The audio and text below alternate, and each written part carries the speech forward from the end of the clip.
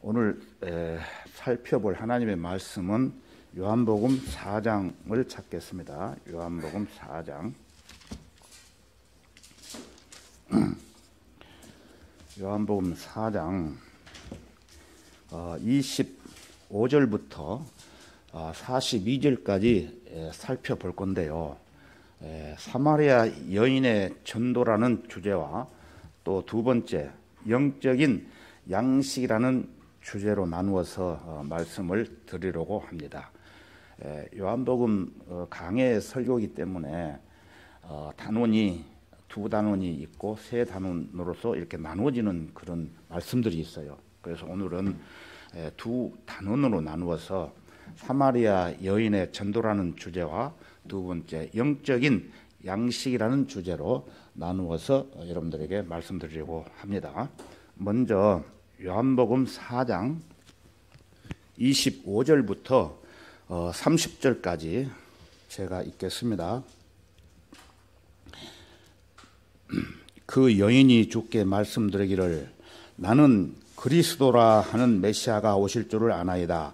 그분이 오시면 우리에게 모든 일들을 말씀해 주실 것이니다 라고 하니 예수께서 그녀에게 말씀하시기를 너와 말하고 있는 내가 그니라고 하시더라.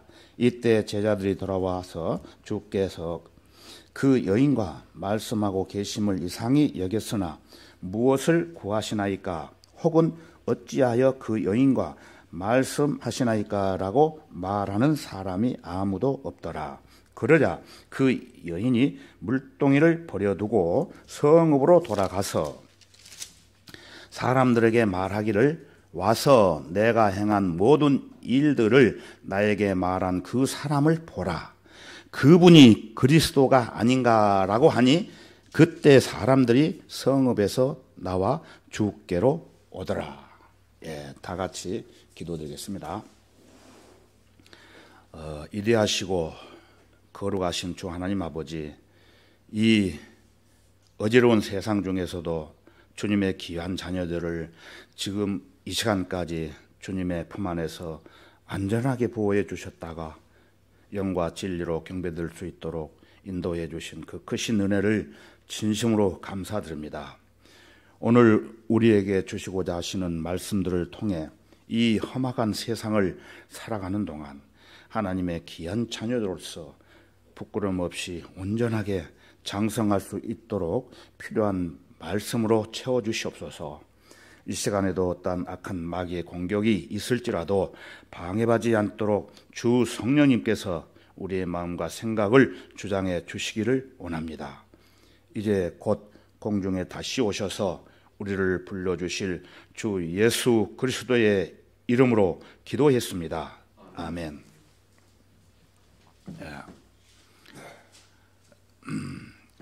우리 읽었던 25절을 다시 보시면은 25절.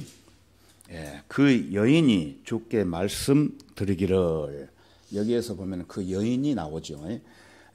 그 여인은 우리가 익히 공부했던 요한복음 4장 7절에서 보신 바와 같이 예수님과 물가에서 대화하는 한 사마리아 여인을 말하고 있습니다. 그 여인이 주께 말씀드리기를 나는 그리스도라 하는 메시아가 오실 줄을 아나이다. 예수님을 헬라어로는 그리스도, 또 히브리어로는 메시아라고 합니다. 메시아 또는 그리스도란 기름 부음을 받은 자라는 뜻이에요. 그분이 오시면 우리에게 모든 일들을 말씀해 주실 것이니라 라고 이렇게 여자가 말을 하니까 그리스도께서는 사역하시던 그때만 해도 평범한 일반 죄인들이 그리스도께서 오신다는 사실과 그분께서 오셔서 어떤 일을 하시고 그 결과 자신들에게 어떤 좋은 일이 있게 될 것이라고 예측하고 있었던 것입니다. 오히려 이때 랍비들, 선생들보다도 평범한 일반 대중들이 주님에 대해서 더 많은 지식을 갖고 있었는데 사마리아 여인 역시 마찬가지였습니다. 그녀는 메시아가 오실 것을 알고 있었을 뿐만 아니라 그분께서 오시기를 바라고 있었어요. 그래서 예수님께서는 그러한 그녀에게 자신의 신분을 밝히신 것입니다. 자, 26절을 보시면은 26절 예수께서 그녀에게 말씀하시기를 너와 말하고 있는 내가 그니라고 하시더라. 여인이 예수 그리스도를 오기를 고대하고 있었는데 예수님께서 말씀하시기를 너와 말하고 있는 내가 그니라 그렇게 얘기를 했습니다. 예수 그리스도께서 마침내 자신이 바로 메시아이시며 그리스도라는 신분을 공개하셨던 것입니다. 우리는 이 시대에 살지 않았기 때문에 잘 모르시겠죠. 그러나 이것은 사실입니다. 그분께서는 그리스도이시며 또는 메시아이실 뿐만 아니라 하나님의 아들이심을 여러 사람 앞에서 내가 그니라고 명백하게 말씀을 하셨던 것입니다. 그러나 자유주의자들은 그 정신 나간 그 사람들이에요. 이 사람들은 미국의 배교한 자유주의자들이라고 말하는데 그 사람들은 그분께서 하나님의 아들이심을 그분 스스로 주장하신 적은 없다고 말하지만 이것은 그들이 성경을 제대로 읽지 않고 짓거리는 헛소리라는 것을 요한복음 9장에서 입증하고 있습니다. 우리 다 같이 요한복음 9장 35절로 가보겠습니다. 몇 장을 넘기십시오. 요한복음 9장 35절입니다. 35절부터 37절까지 보겠습니다. 예수께서 유대인들이 그를 쫓아내었다는 말을 듣고 난 후 그를 만나서 말씀하시기를 너는 하나님의 아들을 믿느냐고 하시니 그가 대답하여 말씀드리기를 그가 누구시나이까 주여 내가 그를 믿고자 하나이다 라고 하니라. 37절입니다. 예수께서 그에게 말씀하시기를 내가 그를 보았거니와 너와 말하고 있는 이가 그니라고 하니. 여기서도 그니라고 하니라고 설명을 하십니다. 이처럼 예수 그리스도께서는 자신이 메시아이심과 함께 하나님의 아들이심을 동시에 공언하셨던 것입니다. 자, 다시 요한복음 4장 26절로 가겠습니다. 본문 말씀 요한복음 4장 26절부터 27절까지 다시 제가 읽겠습니다. 예수께서 그녀에게 말씀하시기를 너와 말하고 있는 내가 그니라고 하시니라. 예수님이 네가 말하는 그라고 말씀을 하고 있습니다. 27절 이때 제자들이 돌아와서 주께서 그 여인과 말씀하고 계심을 이상히 여겼으나 이제 제자들이 돌아와서 여인하고 그 말씀하신 것을 이상히 여겼으나 무엇을 구하시나이까 혹은 어찌하여 그 여인과 말씀하시나이까 라고 말하는 사람이 아무도 없더라. 그래서 이 말씀은 예수님께서 말씀하신 것을 의심하지 않고 물어보지 않았다는 말씀입니다. 그래서 드디어 제자들이 이렇게 등장을 합니다. 그들은 먹을 음식을 사기 위해 잠깐 성읍으로 갔다가 돌아오는 길이었습니다. 주님께서 죄인들에게 생명을 전하고 계시는 동안 그들은 그 자리에 남아있지 않았기에 주님의 전도 활동에 전혀 방해가 되지 않았던 것입니다. 그래서 죄인이 마침내 그리스도를 발견함으로써 이제 모든 것이 성공적으로 끝난 시점에 그들이 등장하게 되었던 것입니다. 그들은 주님께서 사마리아 여인과 대화하시는 장면을 보고 의아해했던 것입니다. 그러나 감히 어떤 질문도 던지지 못해요. 그들은 단지 예수 그리스도께서 유대인만이 아니라 이방인들에게도 오셨다는 엄연한 사실을 두 눈으로 똑똑히 그때 보았던 것입니다. 자, 28절을 보시겠습니다. 28절. 그러자 그 여인이 물동이를 버려두고 성읍으로 들어가서 사람들에게 말하기를. 그 여인은, 여기에 나오는 그 여인은 원래 우물에 물을 길러 왔었는데 한 번 마시면 영원히 목마르지 않을 물 이야기를 예수님께로부터 듣고는, 전번에 공부하셨죠? 듣고는 그 물을 자기에게도 좀 달라고 요청했었죠. 그러던 여인이 물동이를 버려두고 어디로 갑니까? 동네로 달려갑니다. 무엇 때문에 그랬을까요? 앞에서 보신 바와 같이 그 여인은 예수님과 대화를 하면서 그분이 예수님이신 줄도 모르고 그분께 말씀 드리기를, 나는 그리스도라 하는 메시아를 기다리고 있는데 그분이 오시면 우리에게 모든 일들을 말씀해 주실 것입니다. 이렇게 얘기를 하니까, 그러자 예수께서 그녀에게 말씀하시기를 너와 말하고 있는 내가 그니라 라고 하셨던 것입니다. 저도 옛날에 그 어떤 목사님 그 설교를 들으러 갔는데 목소리는 많이 들었지만 얼굴을 보고 알지를 못했던 적이 있었어요. 그래서 설교 시간은 다 됐는데 그 목사님이 안 보이시길래 그 목사님 왜 안 오셨어요? 했더니 그 목사님이 방에 앉으셔가지고 내가 그 목사요 그러더라고요. 그래서 그런 경험을 한 적이 있었어요. 근데 이 여인도 내가 그리스도 메시아를 기다리고 있었는데 그렇게 얘기하니까 예수님께서 내가 바로 그다 이렇게 하시는 말씀이에요.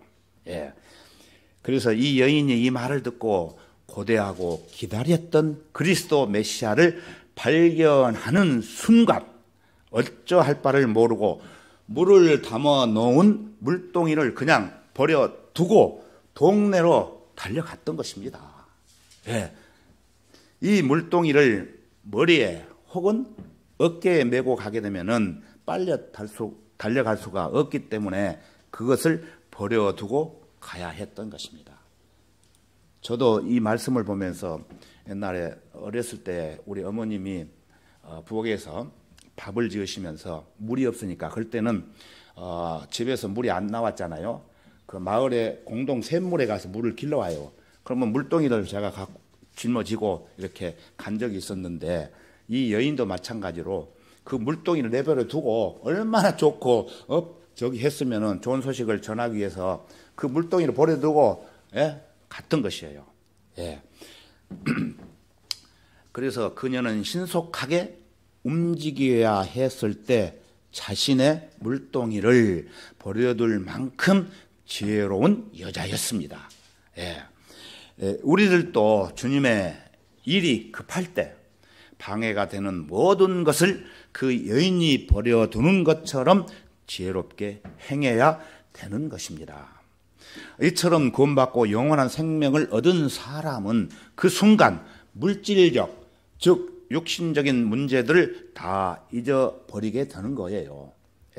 물을 길러 왔던 사마리아 여인은 구세주를 발견하고 구원을 받게 되는 순간 물동이고 뭐고 다 팽개치고 사람들에게 이 사실을 알리려고 성읍으로 달려가서 말하기를, 그 말씀이 29절부터 30절을 보시면 나옵니다. 자, 29절. 와서 내가 행한 모든 일들을 나에게 말한 그 사람을 보라. 그분이 그리스도가 아닌가라고 하니 그때 사람들이 성읍에서 나와 주께로 오더라. 전도하는 거예요. 이 여인은 성실과 진심으로 사람들을 예수님께로 영리하게 초청을 하고 있습니다. 예. 와서 내가 행한 모든 일들을 나에게 말한 그 사람을, 즉 예수님을 보라. 그분이 그리스도가 아닌가. 예. 동네 사람들이 빨리 와서 직접 보고 확인해 보라는 것입니다. 이는 아주 공정한 초청입니다. 사람들은 공정한 제안을 좋아해요. 그리고 주 성령님께서도 각자의 마음에 맞는 방법으로 역사를 하십니다. 그 여인은 내가 말하는 것을 반드시 믿어야 돼 라고 말하지 않았습니다. 그 사람들에게. 이 사마리아 여인은 아주 똑똑하게 여러분 스스로 와서 그물을 보라고 말을 했던 것입니다. 이보다 더 공정한 제안이 어디 있습니까? 이와 같이 우리들도 간절한 기도로서 은혜의 복음을 믿는 마음으로 사람들에게 전해야 되겠죠. 저도 여러분에게 복음을 전할 수 있습니다. 하지만 내가 여러분을 대신해서 그리스도께로 갈 수는 없습니다.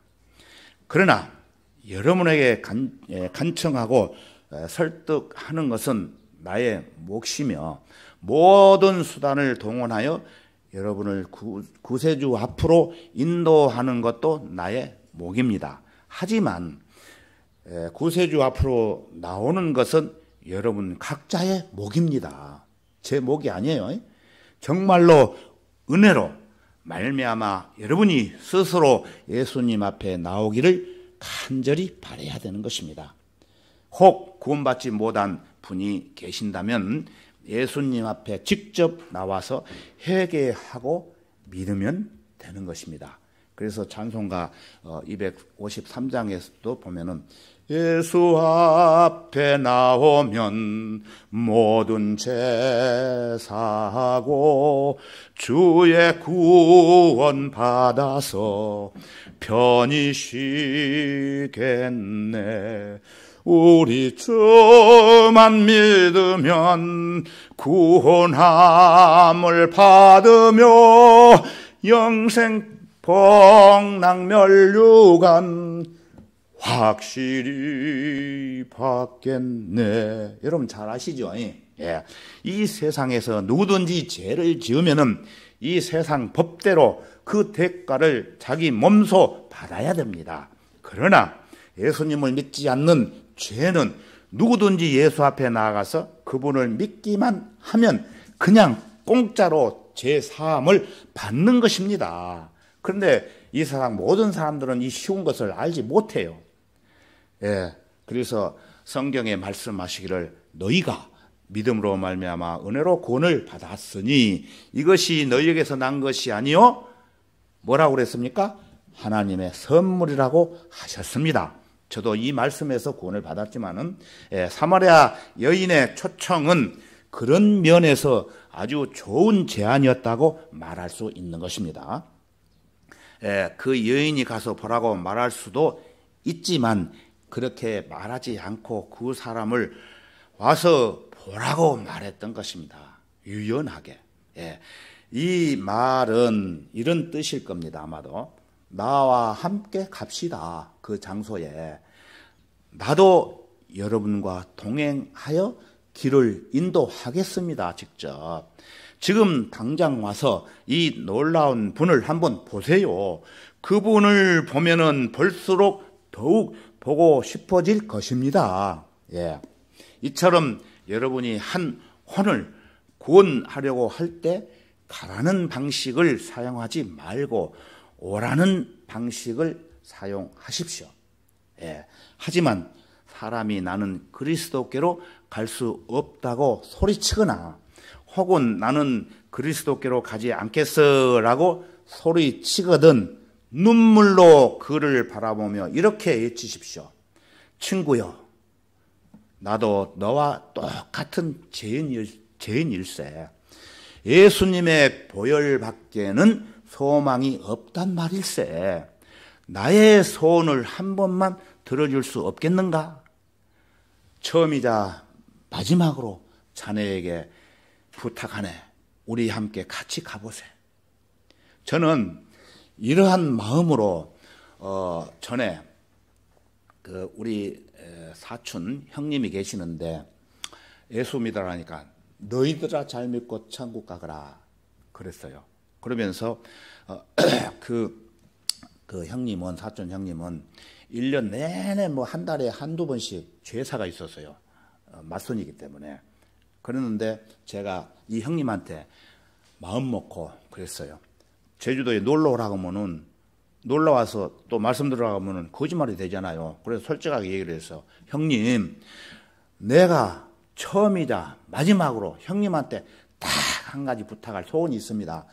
한번 들어주실라요?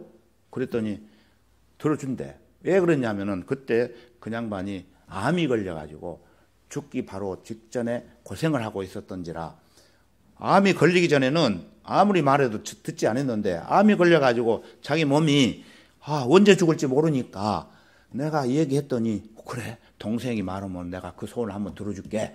그래서 내가 그랬어요. 자, 그 형님은 형수하고 몸만 제주도에 오시면은 내가 비행기표 다 끊어주고 또 구경시켜드리고, 단 조건이 있어요. 구경도 좋지만은 예수님을 한 번만 들어보고 어떤 분인가를 한번 들어보십시오. 일주일 동안. 그러니까 나 그거 듣기 싫은데, 그러다 그거 한번 들으셔야 됩니다. 오십시오. 그러니까 마지 못해가지고 들어주겠네 했기 때문에 왔어요. 그런데 와서 듣는데 마귀가 얼마나 방해를 하든지, 이 양반이 마귀를 섬기는 사람이라 말씀을 듣는데 잠이 오고 이빨이 안 아픈 이빨이 막 쑤시 아프고 또 그냥 말씀이 하나도 안 들리는 거예요. 마귀가 공격을 하기 때문에. 그래가지고 이 양반이 말씀을 들어도 안 들려. 그래가지고 이렇게 뒤로 쳐다보고 나를 찾는 거야. 동생이 있는가 없는가. 그래서 내가 없으니까 우리 집사람한테 우리 동생 어디 갔어? 안 보이네? 그러더래. 그래서 어디 갔어요? 그러니까 일부러 저는 안 나타나고 집에 있었어요. 왜 그러냐면은 분명히 이 양반이 듣다가 마귀의 방해로 안 들을까봐, 나 집에 갈 테니 표 달라 그럴까봐 내가 숨어 있었어. 그래가지고 우리 자매하고 계속 이제 정보만 교환을 하고. 근데 이 양반이 한 3일 동안 막 이빨이 안 아픈 이빨이 막 아프고 그냥 몸이 아프고 그냥 또 그렇지 않으면 그냥 피곤해서 그냥 잠이나 자고 있고 그러더래요. 그런데 나중에 3일이 딱 지나고 나니까 아이고 이제 포기를 한 거예요. 마귀가. 마귀가 포기를 하고 이 양반이 정신을 차리고 말씀을 듣게 되는 거예요. 그래서 말씀을 들으면서 이제 김청남 그때 형제님이 아주 이 말씀을 딱 떠다가 입 벌려 내가 줄게 하면 쏙 집어넣으면은 그걸 먹고 아이고 맛있고 배부르다 할 정도로 아주 복음을 잘 전했던 그 전도인이 있었어요. 그래가지고 그 전도인을 만나가지고 복음을 전했는데 나중에 끝날 때, 자 여러분 오늘 이 집회에 참석해서 구원을 받으신 분들은 찬송가를 들고 그 자리에서 일어나 주십시오. 그러더래요. 그래요. 내가 이제 그때는 가서 봤지요. 뒤에서. 그러니까 그 형님이 벌떡 찬송가를 들고 일어나. 나 구원 받았습니다. 그 마귀를 섬기던 사람이 구원을 받았습니다. 그때 그 순간 저는 그냥 얼마나 눈물을 흘렸는지 몰라요. 그래서 그때 온대성 형제라고 사무국에서 그 글을 쓰는 기자가 있었는데 그 모습을 사진을 찍어가지고 그때 그 모습을 이렇게 이제 책으로 해서 낸 적이 있습니다. 그래서 우리는 정말 내가 구원받은 그 중요한 사실을 나만 하나님 나라에 가서 좋은 세상에 살면은 좋지만은 내가 사랑하는 형제 자매 부모들 친구들 같이 가면 얼마나 좋겠어요. 그러면 그렇게 되면은 그 사람이 그걸로 인해서 하나님 앞에 또 상 받아요. 그러면 그 사람이 또 그렇게 복음을 듣고 구원을 받으면 그 사람도 똑같이 자기도 마귀한테 이렇게 홀려가지고 살다가 구원을 받았어. 너도 이리 와봐. 나하고 한번 같이 가봐서 들어볼래? 이런 식으로 좋게 이야기하면 된다는 그런 말씀이에요. 예. 그래서 이것이 구원받은 사람이 정상적으로 나타내는 솔직한 심정이며 꾸밈이 없고 또 숨김이 없으며 또 주저함이 없이 구원받은 사람들이 이렇게 진솔하게 초청을 하게 된다면 그 말을 들은 사람들의 마음을 움직이게 할 수가 있는 것입니다. 예. 그것은 하나님께서 도와주십니다. 그리고 여러분이 그를 위해 하나님께 기도할 때 주 성령님께서 그 사람의 마음을 열어 복음을 듣게 하는 것입니다. 노력하셔야 됩니다. 노력 안 하시면 안 되는 거예요. 자, 이제 영적인 양식에 대해서 살펴보겠습니다. 31절부터 34절까지 보겠습니다. 31절부터 34절까지 제가 읽어보겠습니다.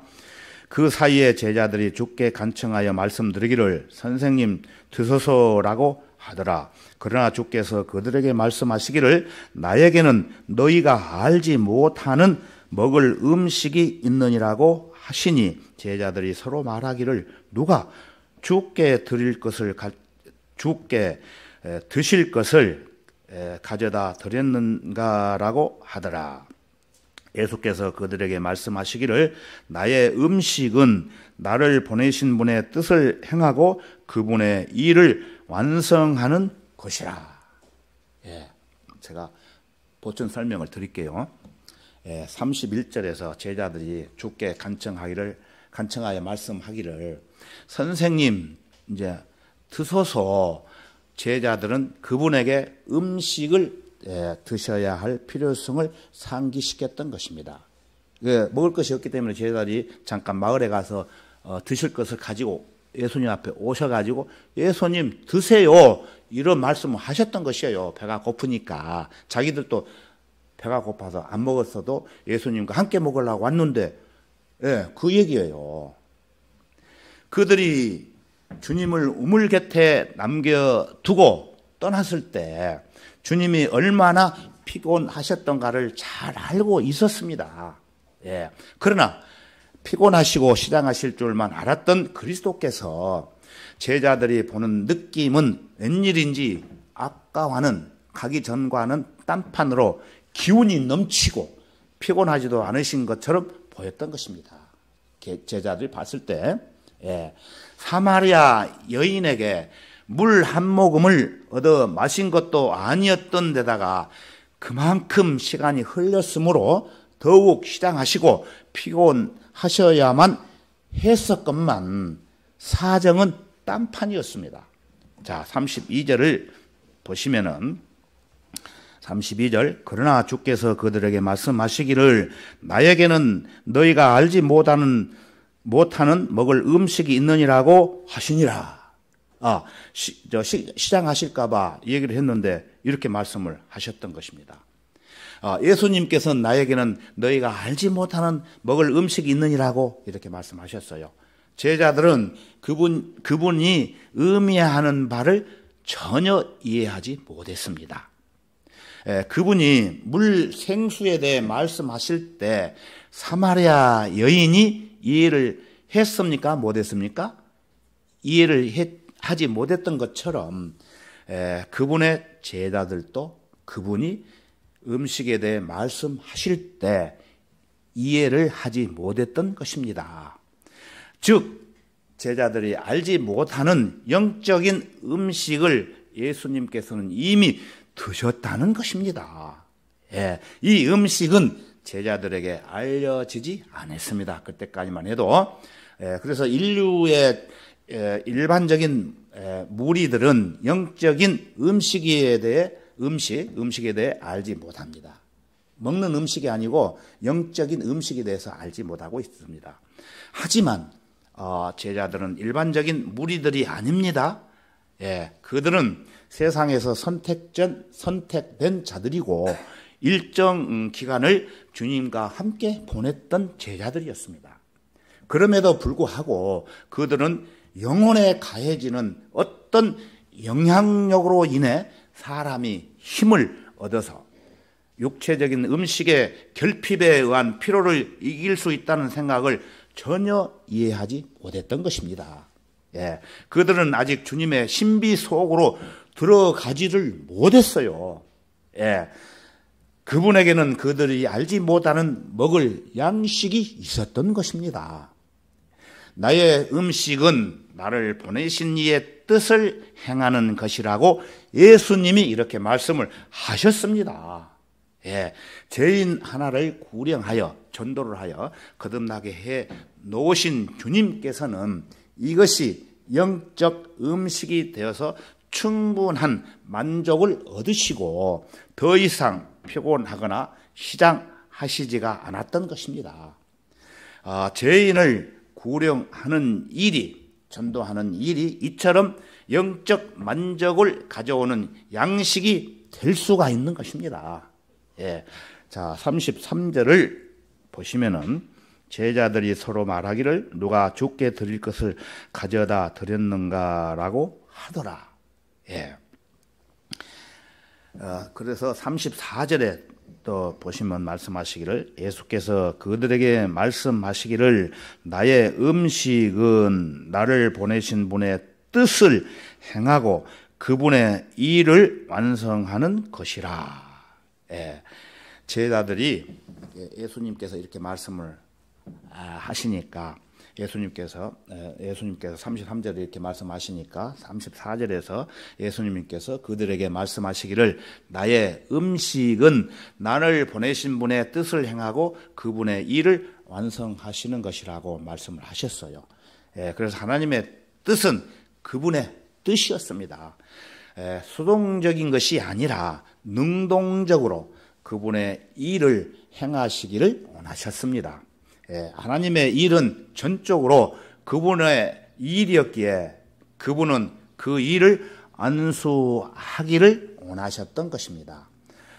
제자들은 예수님께서 말씀하시는 영적 음식에 대해서 그 의미를 깨닫지 못했던 것입니다. 이것은 지금 오늘날 시대에도 마찬가지로 사람들은 영적으로 생각해야 할 것을 물질적으로 생각하려고 덤비고 또 물질적으로 생각해야 할 것을 영적으로 생각하려고 하는데 참 이상한 일이 아닐 수가 없습니다. 한 번 주님께서 제자들과 함께 배를 타고 건너편으로 가시면서 그 한 번은 바리새인들과 사두개인들의 누룩을 주의하라고 조심하라고 이렇게 말씀하셨는데 제자들이 한다는 생각이 고작 이는 우리가 빵을 가져오지 않았기 때문이라고 그때 생각을 했어요. 누룩의 영적인 의미를 생각해야 될 마당에 빵 만드는 데 쓰는 물질적인 누룩을 머리에 또 올렸던 것입니다.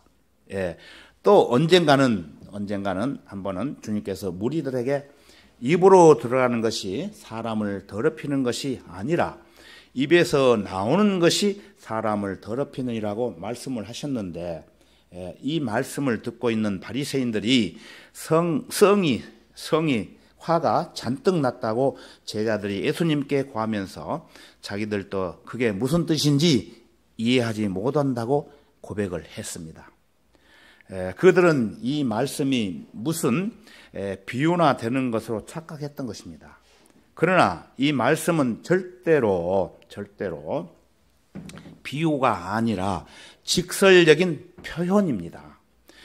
입으로 들어가는 것이면 먹는 음식일 것이요 또 입에서 나오는 것이면 입으로 내뱉는 말일 것인데 반면 로마 가톨릭은 영적으로 풀어야 할 주의 만찬을 물질적인 것으로 해석하여 매 주일 아침마다 예수 그리스도의 살을 먹고 피를 마시는 것으로 착각을 해요.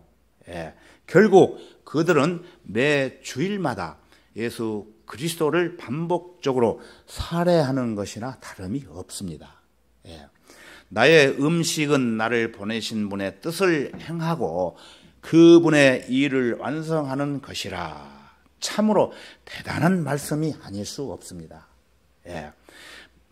맛있는 음식을 좋아하지 않는 사람이 없습니다.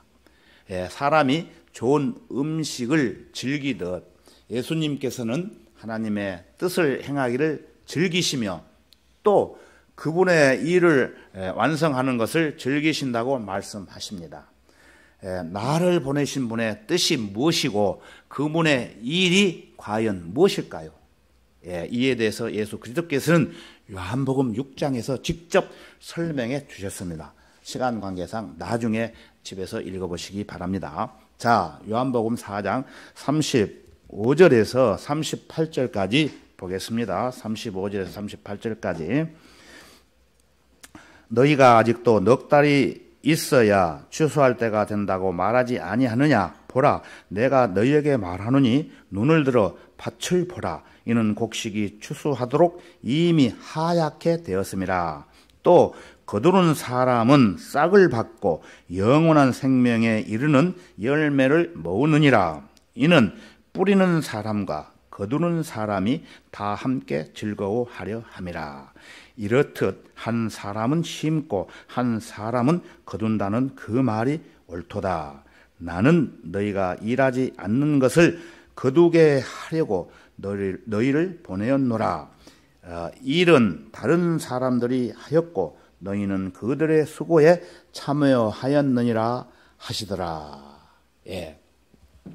1년 중 계절로 보면은 봄에 뿌린 씨를 가을에 거두어 드리려면은 아직 넉 달이 있어야 되지만 주님께서는 눈을 들어 밭을 보라고 촉구하십니다. 그리고 이미 곡식이 추수할 정도로 하얗게 익지 않았느냐고 말씀하십니다. 우리가 벼가 익으면 누렇게 익지요. 밭이란 물론 세상을 뜻합니다. 밭은 세상을 말씀을 하고 있습니다. 성경에 보면은 지금 주님께서는 제자들에게 세상을 보라고 촉구하시면서 급한 복음 전파 사역에 대해 도전을 받도록 고무하시는 겁니다. 지금 이 부분은 예수 그리스도께서 사마리아 여인을 구원하시고 그녀가 사람들을 부르러 동네로 달려간 사이에 있었던 주님과 제자들의 사이에 대화를 그리고 있는 장면인 것입니다. 지금 사마리아 사람들은 제자들의 안중에도 없는 실정이에요. 그들은 지금 사마리아 사람들이야말로 아직 멀었다고 생각하고 있는 게 분명했습니다. 그런데 지금 주님을 만났던 그 사마리아 여인은 사람들을 부르러 물동이도 내팽개친 채 마을로 달려갔고 그녀의 말을 듣던 사마리아 사람들은 죽게로 달려왔던 것입니다. 그때 사람들이 성읍에 나와 죽게로 오더라 이렇게 말씀하고 있죠. 그리스도께서는 지금 이것을 두고 눈을 들어 밭을 보라고 촉구하시는 거예요. 지금 사마리아는 제자들이 생각하듯 추수하려면 아직도 넉 달이 있어야 하는 밭이 아니었습니다. 그 사마리아 지방은 그들은 이미 추수해 드려야 할 만큼 익은 곡식들이 있었던 것입니다. 물론 이 말씀은 이 시대에 살아가는 우리에게도 정확하게 적용이 되는 말씀이며 우리가 이런저런 핑계로 성결을 미루고 있는 그 복음을 전하는 일에 미루고 있는 세상으로 눈을 돌리도록 강력하게 촉구하고 계신 말씀이기도 합니다. 눈을 들어 세상을 보면 의외로 많은 사람들이 구원의 손길을 기다리고 있다는 것을 알 수가 있습니다. 또 거두는 사람의 싹을 받고 거두는 사람은 싹을 받고 영원한 생명에 이르는 열매를 모으느니라. 이는 우리는 사람과 거두는 사람이 다 함께 즐거워함이라. 이 36절은 아주 위대한 구절입니다. 주님께서는 여러분에게 거두는 일을 때때로 맡기십니다. 어떤 지역 교회는 거리 설교를 통해 형제들이 많은 죄인들을 주님께로 인도하고 있습니다. 이렇게 죄인들을 그리스도께로 인도하고 그들로 하여금 주 예수 그리스도를 구주로 믿고 영접하도록 하는 일이 곧 거두어 드리는 것입니다. 이것은 영원한 생명에 이르는 열매로서 모으는 일이기에 그 자체가 영생을 얻은 사람들의 즐거움이요, 이런 수고를 한 사람들의 영원한 즐거움이 되기도 합니다. 이 영원한 생명의 즐거움이 곧 거두는 자가 받는 싹이며 거두는 사람이 받는 싹은 여기에 머물지 않아요. 그에게는 하늘나라에서 받을 상이 쌓여가는 것입니다. 복음을 전해서 하나님께로 돌아오게 할수록 여러분은 은행 계좌에 착착 예금이 쌓여가는 것입니다. 이 세상 은행은 신뢰하기가 어렵지만 하늘나라 은행은 신뢰해도 좋은 은행입니다. 이는 뿌리는 사람과 거두는 사람이 다 함께 즐거워하려 함이라. 여러분은 거두기만 하는 게 아니라 때로는 뿌리기도 하는 것입니다. 여러분이 뿌려놓은 복음의 씨를 누가 추수해 드렸는지 모르기 때문에 씨 뿌린 결과를 이 세상에서는 알지 못하지만 하늘나라에 가면은 여러분이 뿌린 것을 누가 거두었는가를 알게 되고 그 사람 역시 여러분이 뿌렸던 것임을 알게 되는 겁니다. 그리고 여러분과 그 사람은 다 함께 즐거워하게 되는 거예요. 자, 38절에 나는 너희가 일하지 않는 것을 거두게 하려고 너희를 보내었노라. 일은 다른 사람이 하였고 너희는 그들의 수고에 참여하였느니라 하시더라. 복음 사역에서는 뿌리는 일과 거두는 일이 별도로 이루어지는 게 보통이에요. 주일날 누군가가 처음 교회에 방문을 하게 되면은 설교가 끝나고 초청 시간에 그 방문객이 구원받기 위해 앞으로 나오게 되는데 그 사람 상담을 통해서 그 사람 자신이 죄인이라는 사실을 시인하고 주 예수 그리스도를 자신의 구주로 영접을 하면은 구원을 받는 것인데, 이 사람을 여기까지 오게 했던 사람이 누군지 모를 수도 있습니다. 어쨌든 누군가가 그에게 복음의 씨를 뿌려 놓았던 게 분명해요. 그래서 거두는 일은 그 교회에서 이루어지게 되는 것입니다. 복음 사역에 종사하는 모든 그리스도인들은 하나님과 함께 일하는 동역자들입니다. 사도 바울은 고린도전서 3장 9절에서 우리는 하나님과 함께하는 동역자라고 언급하고 있습니다. 하나님의 동역자들이란 하나님께서 자기에게 맡기신 일, 하나님께서 자기에게 바라시는 일, 그리고 하나님께서 그를 어떻게 수행하기를 바라시는지 그대로만 일하는 사람들입니다. 자, 39절부터 42절까지 보겠습니다. 39절. 그 성읍에 많은 사마리아인들이 그 여인의 말로 인하여 주를 믿었으니 그녀가 증거하기를 그분은 내가 행한 모든 것을 내게 말씀하셨다고 함이더라.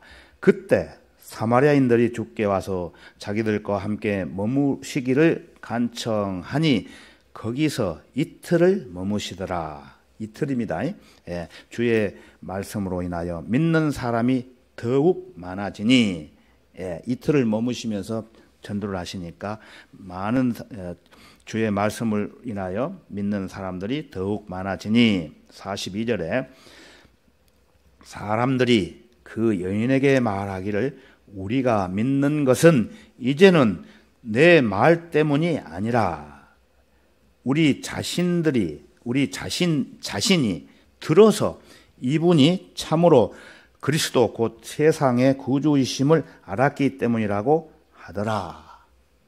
쉽게 말씀드려가지고 사마리아 여인아, 네가 말해서 듣는 것도 있지만은 우리가 직접 여기 와서 그리스도께서 구주이심을 들었다, 이렇게 말씀하시는 것입니다.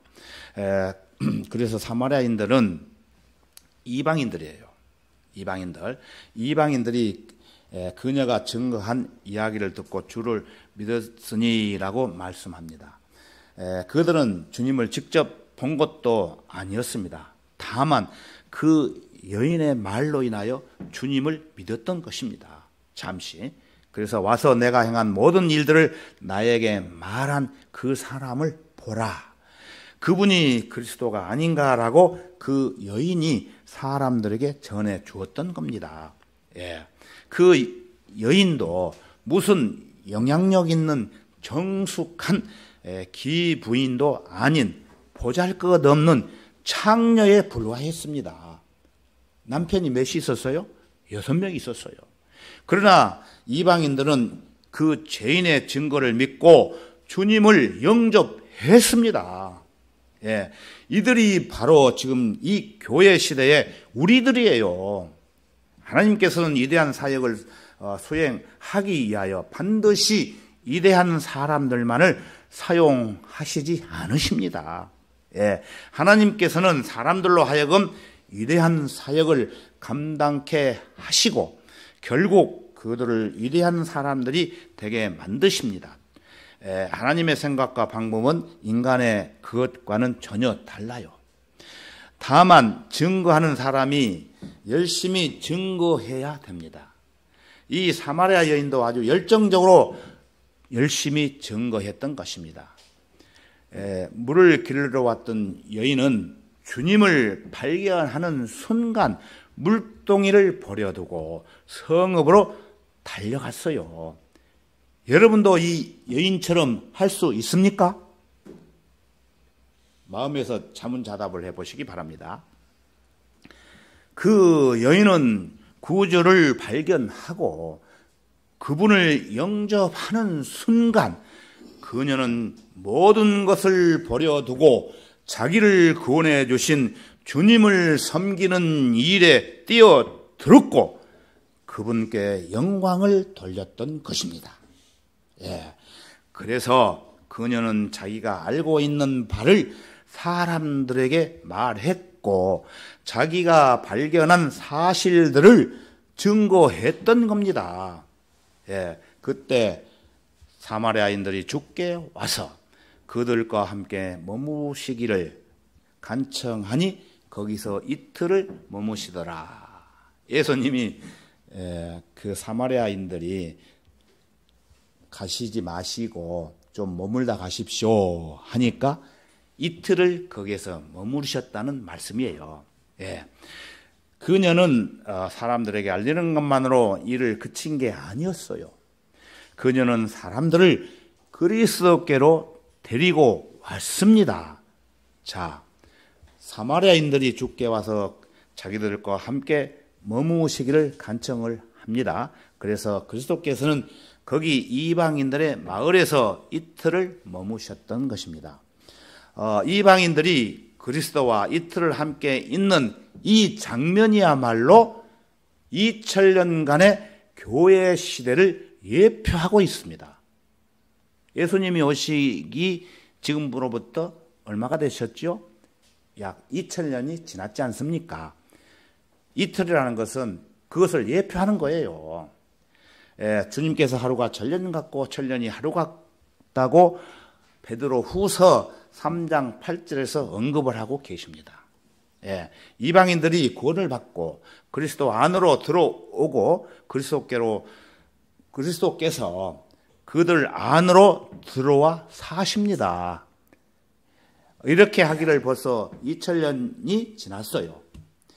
그렇다면 지금이 어떤 때인지 짐작이 가시죠? 교회 시대는 이틀이면은 끝나게 되어 있어요. 교회 시대가 끝나면 곧 셋째 날이 시작하면서 어린 양의 혼인식이 열리게 됩니다. 거기에 참석하는 사람이 누굴까요? 구원받은 우리 그리스도인들입니다. 교회 시대가 끝남과 동시에 예수 그리스도의 공중 재림이 있게 되고 교회가 올라가 혼인식을 치르게 되는 것입니다. 우리는 그리스도의 신부입니다, 각각. 그래서 셋째 하늘에 올라가서 우리가 잘 살았는가 못 살았는가 그리스도의 심판을 받게 되고 그 이후에 예수님과 혼인식을 치르게 된다는 것입니다. 그래서 요한복음 2장 1절에 가서 보면은 셋째 날에 갈릴리 카나의 혼인식이 있었다고 우리가 배웠죠. 이처럼 성경을 읽으면서 이틀이라든가 셋째 날 같은 말들을 무심히 지나치지 말고 주위에서 살펴보면 그 한마디 한마디가 깊은 내용을 담고 있다는 것을 깨닫고 놀라게 되는 것입니다. 자, 41절과 42절을 다시 한번 보시겠습니다. 주의 말씀으로 인하여 믿는 사람들이 더욱 많아지니 사람들이 그 여인에게 말하기를 우리가 믿는 것은 이제는 내 말 때문이 아니라 우리 자신들이 들어서 이분이 참으로 그리스도 곧 세상의 구주이심을 알았기 때문이라고 하더라. 믿는 사람이 더욱 많아졌다고 말씀을 하십니다. 그런데 그들이 이제는 내 말 때문이 아니라 우리 자신들이 들어서 이분이 세상의 구주임을 믿노라고 이렇게 말을 합니다. 이 많은 사람들이 믿을 수 있었던 것은 이 여인 말고도 다른 사람의 수고가 있었던 것입니다. 이 일은 다른 사람들이 하였고 너희는 그들의 수고에 참여하였느니라는 38절 말씀이 여기에도 적용되고 있는 것입니다. 사실 이 사마리아 여인은 그 사람들에게 복음을 전할 때 와서 내가 행한 모든 일들을 나에게 말한 그 사람을 보라. 그분이 그리스도가 아닌가라고 지혜롭게 말하고 있습니다. 그런데 이 여인의 말을 듣고 또 자기 자신이 들어서 이분이 참으로 그리스도 곧 세상의 구주이심을 알게 되었다고 말합니다. 말하자면 그 여인으로부터 말을 듣고 그리스도이심을 일부 알았고 또 자신들이 주님께 직접 들어서 그분께서 구주이심을 알게 되었다는 사실을 말하고 있는 것입니다. 사마리아 여인들은 예수 그리스도께서 행하시는 어떤 뚜렷한 기적을 보고 그분을 믿은 게 아니라 주님의 말씀을 직접 들어서 그분께서 그리스도시요 구주이신 것을 알게 되었고 또 믿게 되었던 것입니다. 이것은 오늘날 지역 교회도 적용이 됩니다. 교회 시대에 거듭난 모든 성도들은 그 누구 하나 그분의 기적을 목격하지 못했어요. 그러나 그들은 하나님의 말씀을 들어서 그분을 알게 되었고 또 믿고 구원을 받게 되었던 것입니다. 그러므로 믿음은 들음에서 나온다는 말씀이 있습니다. 우리 다 같이 로마서 10장 17절로 가서 보겠습니다. 로마서 10장 17절입니다.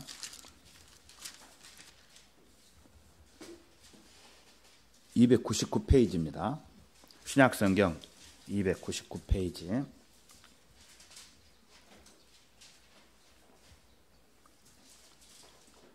로마서 10장 17절입니다.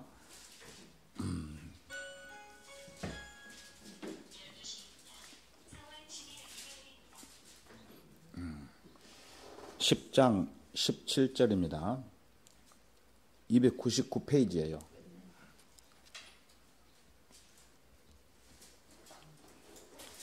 제가 다 찾으셨으면 있겠습니다. 17절.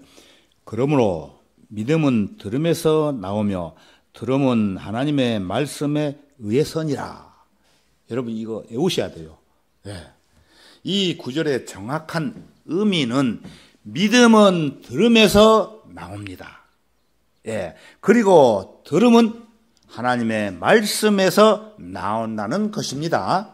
예. 하나님의 말씀을 들으면 들을수록 그만큼 더 들을 수 있는 능력이 증가할수록 더 많은 하나님의 말씀을 가질 수 있게 되는 것입니다. 이처럼 하나님의 말씀은 들음의 온천이 되고 들음은 믿음의 근원이 되는 것입니다. 또한 들음은 믿음을 갖게 되는 동기가 되고 믿음을 자라게 하는 활력소가 되는 것입니다. 저와 여러분은 이제 지금부터서라도 하나님의 말씀에 사로잡혀 살아가는 주님의 귀한 성도가 되기를 원합니다. 오늘은 여기까지 하겠습니다. 다 같이 기도드리겠습니다.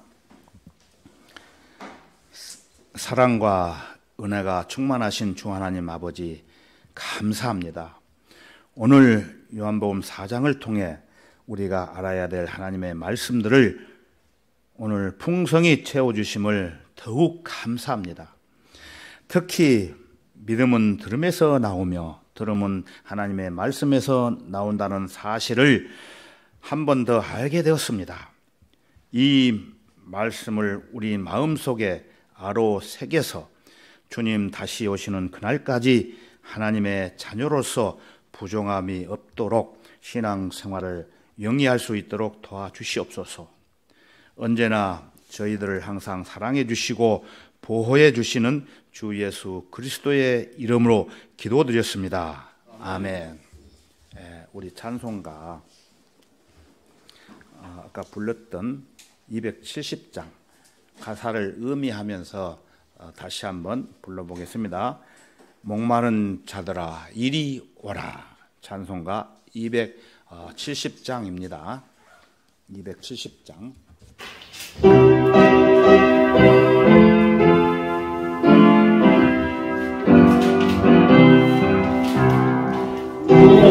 목마른 자들아 나를 보라. 이곳에 생명수 흐르도다. 선행과 공로가 없을지라도 이 생에 오면 다 마치겠네. 이 생에 가는 물 강같이 흘러 온천한 한국에 다 넘치네. 빈곤하게 전에 고열이 가도 사시고 또 마시겠네.